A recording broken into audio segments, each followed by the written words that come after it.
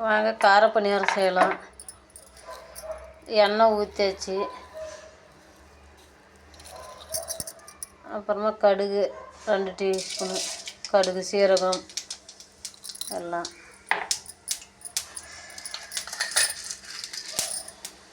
கடலப்பருப்பு 2 டீஸ்பூனு,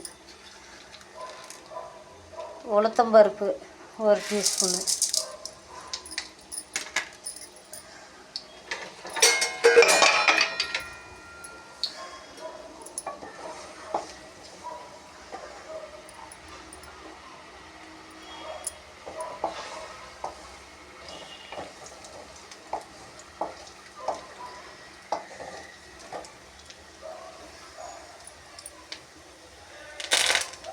கருவேப்பிலை,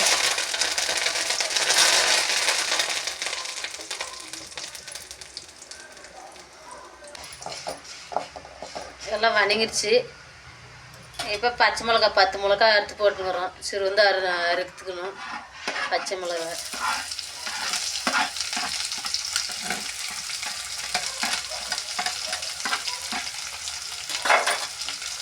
பச்சை மிளகா வந்து எண்ணெயிலே வணங்குற அளவுக்கு நல்லா இருக்கும்.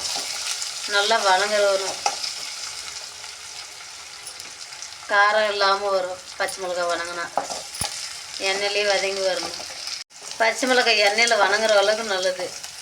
எண்ணெய் நல்லா தாராளமாக விடணும். அப்போ தான் பணியாரம் நல்லா இருக்கும். பாருங்க, நல்லா வணங்கி வருது.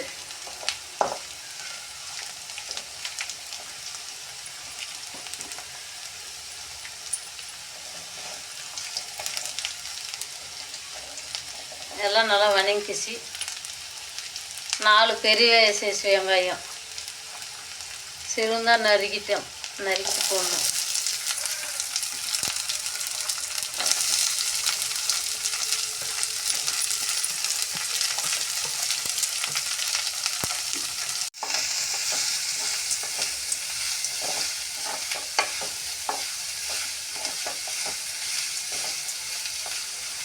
இது வணங்கட்டும். அதுபடிக்கு மாவு எல்லாம் கரைச்சி ரெடி பண்ணிக்கலாம். சோடா மாவு உப்பு எல்லாம் போட்டாச்சு. 1/2 டீஸ்பூனு சின்ன ஸ்பூனில் 1/2 ஸ்பூனு சோடா மாவு, உப்பு இதுக்கு 2 ஸ்பூனு உப்பு போட்டுங்குது. எல்லாம் தண்ணியெல்லாம் ஊற்றி எல்லாம் ரெடியாக கரைச்சி வச்சுன்னு இருக்கோம்.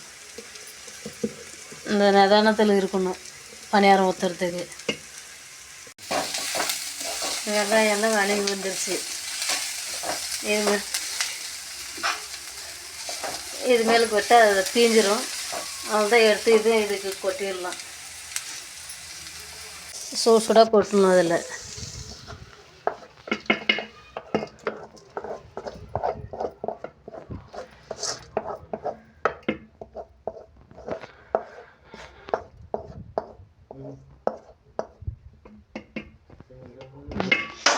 உடனே இதை அரைக்கிடலாம். இல்லைனாக்கா சூடாக அப்படியே விட்டாங்கன்னா எல்லாம் சூட்டுக்கு மாவு கெட்டியாகிடும். அதனால் உடனே கலக்கிடணும். அவ்வளோதான், பணியார சட்டி பணியாரத்துக்கு ஊற்றலாம்.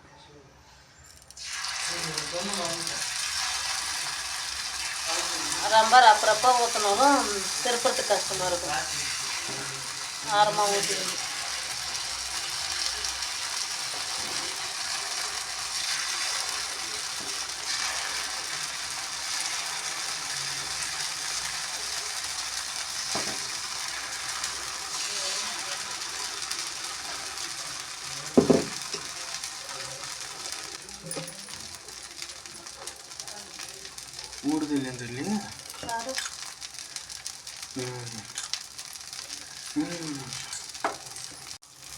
அதான் வெந்து வந்துருச்சு. திருப்பி விடலாம்.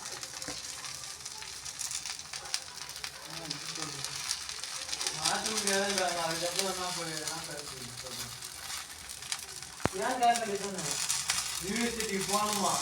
அங்கே யாரும் கேட்டாங்க. நீயா போன எத்தனை வாட்டி போய்க்கிற?